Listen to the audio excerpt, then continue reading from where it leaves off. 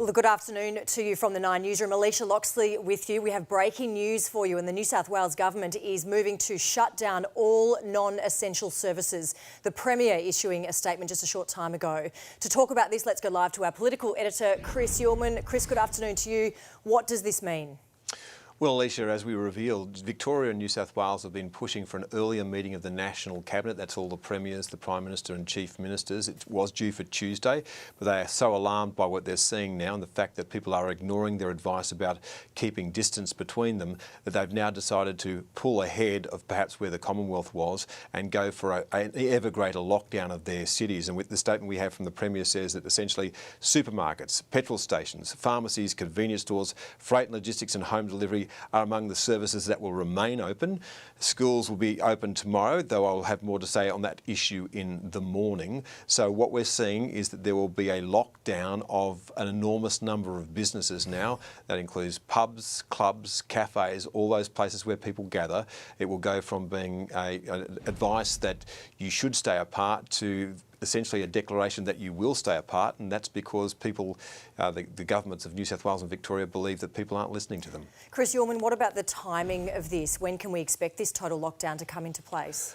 Well, it will begin, I would imagine, from tomorrow, and don't forget the Victorians are on exactly the same page now as New South Wales, and my understanding is that Victoria will also push tonight at the National Cabinet meeting for schools to close, and if schools do not close on Tuesday, then Victoria will go its own way and call an end to this term, and it may be a very long time before we see those schools open again. So there's clearly a difference of opinion at the moment between the federal government and the rest of, or certainly the two major states, when it comes to how they should deal with this crisis. And of course, the problem is greatest in Sydney, and then the next biggest problem is in Melbourne. So National Cabinet to meet tonight. How long do we expect that meeting to go for, Chris? I think it'll go for quite some time because there are an enormous number of logistics to be sorted out. I mean, just what is a non-essential business? Now, the Premier's gone some way in that statement to trying to detail what that is, but that will be an enormously complex task. We are seeing the gradual lockdown of parts of Australia. Let's just go through what we heard today. We've been told by the Prime Minister we should avoid all non-essential travel, so all travel that's not for business domestically inside Australia. We've seen the shutdown of the borders of the Northern Territory. We've seen the shutdown of the borders of Tasmania and South Australia. I think you'll probably find that before this is done, Western Australia will be gone, and then what happens with New South Wales and Victoria? At this stage, people are being allowed to travel for work, but I think progressively we will see the sorts of shutdowns that we see around the world, where parts of cities, if not entire cities, will lock their populations away. And let's not forget about the Prime Minister's $66 billion stimulus package. That's almost been forgotten now, of course, with developments happening as far as this lockdown goes.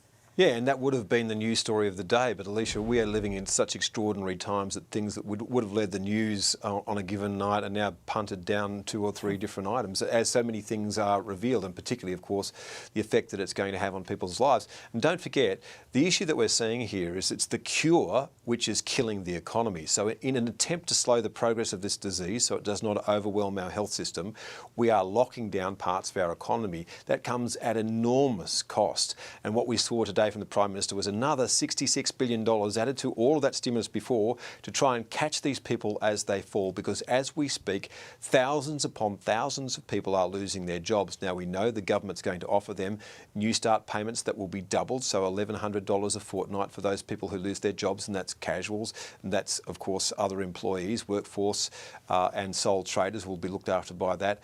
They're going to let you dip into your super if you come into hardship, so $10,000 this financial year, $10,000 in the next.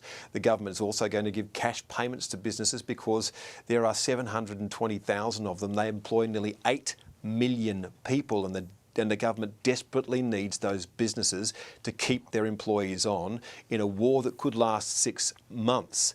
So the real issue about this is that, yes, we will hopefully get a handle on this virus, but the economic hangover of this will last years and years, and it's going to cost a lot more than $189 billion that we've already thrown at it. You touched on this before, but just quickly, Chris, a lot of debate now about what is an essential service. There'll be a lot of workplaces trying to lobby the federal government and state governments around what is an essential service and whether they can provide that.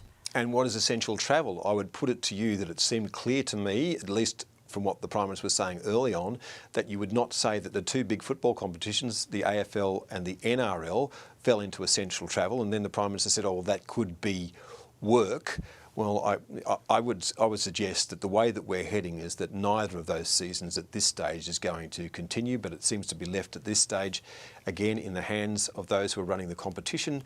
And what a diabolical circumstance to be in. But spare a thought for just about everybody who runs those small businesses, the restaurants, the theatres, the event managers, the pubs, the clubs, how they survive 6 months without any trade at all, no matter how much money the federal government gives to them, I do not know. Quite extraordinary times. All right, Chris Uhlmann, we look forward to your report tonight in 9 News at 6. Thanks so much for your time. Thank you.